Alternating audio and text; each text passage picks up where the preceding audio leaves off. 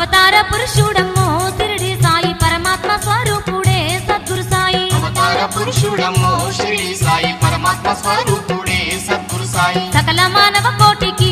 జ్ఞానాన్ని పంచగా ఉదయించిండో సాయి బాబా సకల మానవ కోటికి జ్ఞానాన్ని పంచగా ఉదయించిండో సాయి బాబా కలియుగ జీవులకు లభించిన కల్పతరువు శ్రీ సాయినాథుడమ్మ కలియుగ జీవులకు లభించిన కల్పతరువు శ్రీ సాయినాథుడమ్మ